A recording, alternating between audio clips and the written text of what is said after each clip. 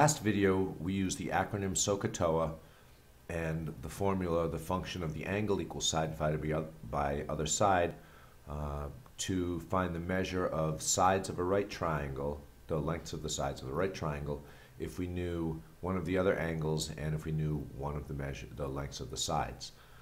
What we're going to do in this video is we're going to find the measure of angles if we know two of the sides of a right triangle using the trig functions, still using SOHCAHTOA and still using the formula function of an angle equals side divided by other side. But instead of using the functions sine, cosine, and tangent, we're going to use the inverse sine, the inverse cosine, and the inverse tangent.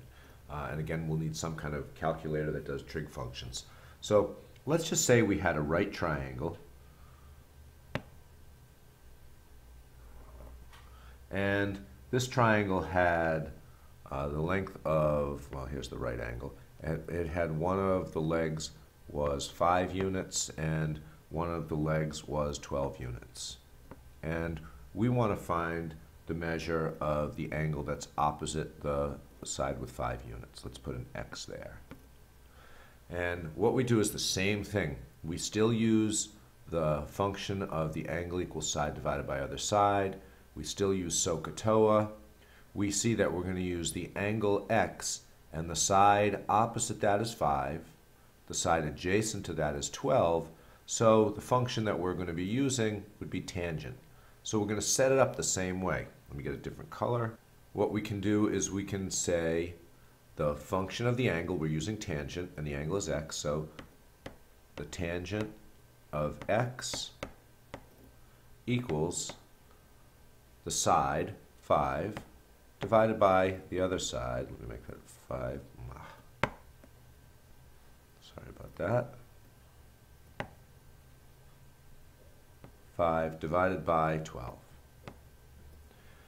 And the problem is that we can't just use algebra right now. We can't use the function. We have to use the inverse function. And when you use the inverse function, you take the ratio, switch it with the variable that represents the angle, and then you make it the inverse function. So we can rewrite this.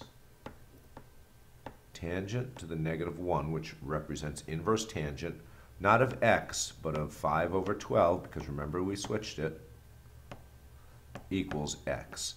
Now we simply use a graphing calculator, and when we do the inverse tangent of 5/12, we plug that in, we get 23 degrees, approximately. So x is approximately 23 degrees.